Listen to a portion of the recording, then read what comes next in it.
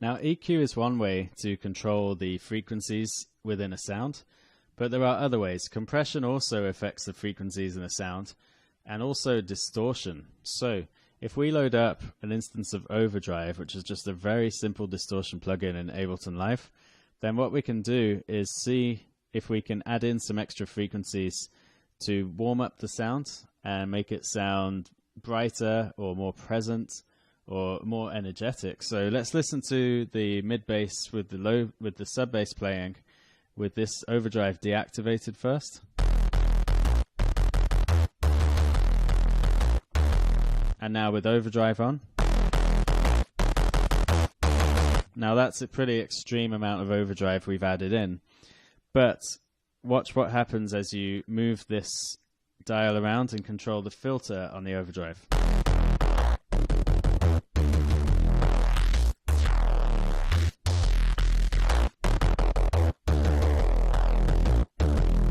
So you can use this in a creative way to automate those levels of the frequency and also of the bandwidth.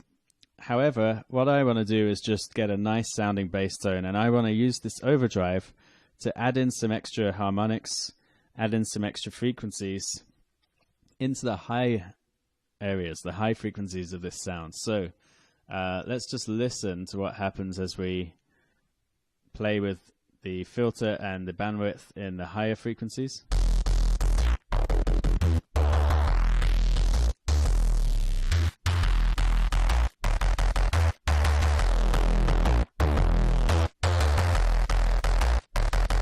Okay, so we've got it set to kind of mostly focusing on our upper mids and our high frequencies. We've got quite a wide bandwidth, but what I want to do now is just bring down the drive, bring down the dry wet, and I want to increase the dynamics to just give it more range and increase the tone as well. I think we'll go with 70% of tone to begin with, so it's a brighter style overdrive. And now what I'm going to do is just bring the drive up to something subtle, like about 20%, and slowly mix it in with the dry wet.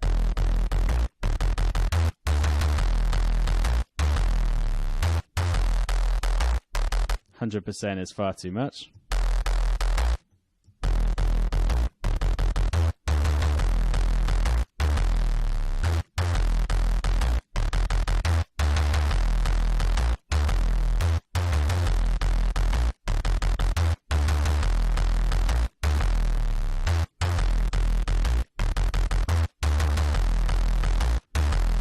Now what this is going to do is introduce extra harmonics into the sound, and we've already spent some time to kind of control the frequencies in this sound. So what I might want to do here is put the overdrive before the FabFilter Pro Q2 so that whatever new harmonics are introduced by the overdrive, they're going to be taken out in these frequencies and also here. So let's see what that sounds like.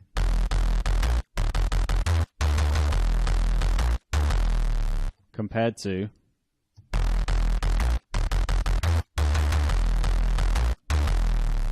so when the overdrive is after Pro Q2, you can hear some artifacts or some new sounds within this bass line that we don't really want. So I'm just going to put that there, and then those new sounds go away. This is with it after Pro Q2.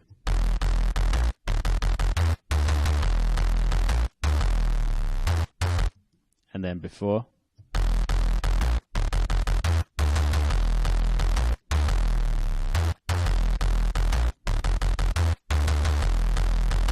And you can see that the overdrive being added has actually changed the shape of the sound, because we have less energy in the lows and we have more energy in the highs.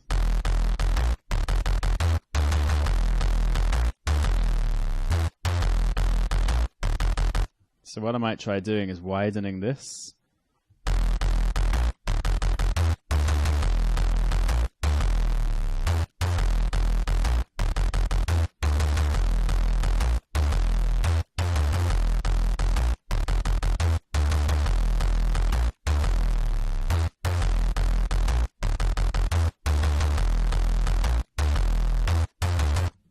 Okay, so that's good, I think.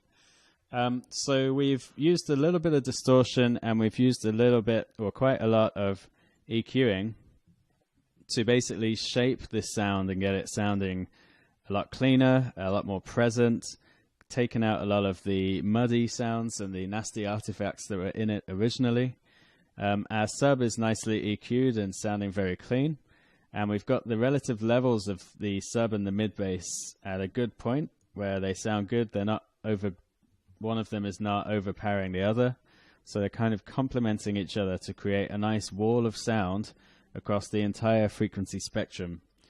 So that was using distortion to alter the overall frequencies in the bass, and what we're going to do next is work more on this overall arrangement in terms of mixing it with the drums.